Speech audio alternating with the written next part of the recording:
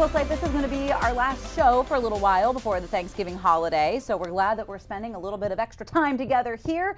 But before we look forward to the holiday, we're going to look backwards as well. And I'm going to hand things over to our resident historian here, Professor Sakaitis. And for this, why don't we get a little bit of mood lighting? I like it. Let's do it.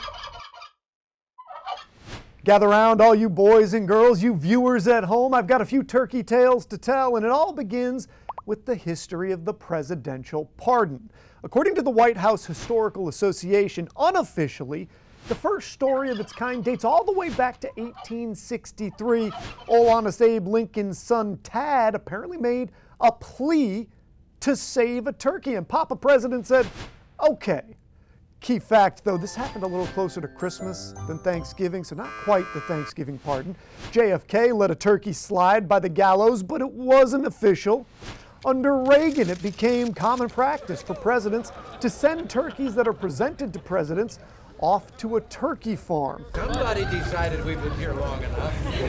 But it was officially George H.W. Bush that called it, again, officially a presidential pardon. In 1989, good year for the Taylor Swift fans, he said, quote, "Let me assure you and this fine Tom turkey that he will not end up on anyone's table, not this guy. He's granted a presidential pardon as of right now, and it has been a trend ever since." Of course, it's not all about the bird itself. Sometimes it's about the date itself, when Thanksgiving happens.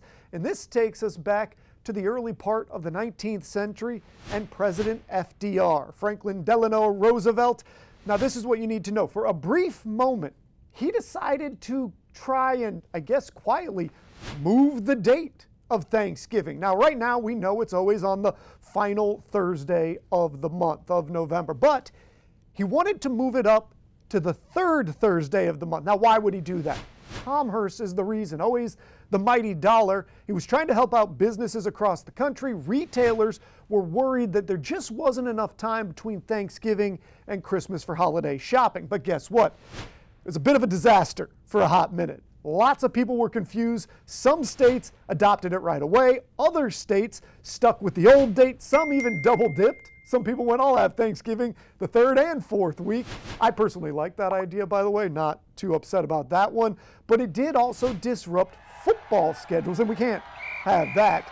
Now, this never really did catch on, and by just 1941, the president relented, announcing that it would go back to its traditional date, the last Thursday in November, which is how we still celebrate it today. So just a little Thanksgiving holiday spirit for everybody, and we hope you take some of those talking points, maybe bring them to the table this week. I liked that. That was cozy storytelling here on CoastLife. A little bit of fun, you know. I love that people have not gotten any better at big schedule changes either. That's been they're something not good. we struggle They were with. bad at it then, they're bad at it now, and you know, even with the age of technology, we still struggle. Can you imagine if you tried to change a big holiday date now? People, I mean, we still can't get whether we like daylight saving time or not down. Yeah, it's a real problem for everybody every single year. Love it. So yeah, there you go. Maybe you learned a little something new that you can bring with you to the holiday table. But coming up on CoastLife, if you're looking to do some big Black Friday shopping, perhaps a new car is in your future, we've got a way that you can get some great deals and some great prizes when we get back.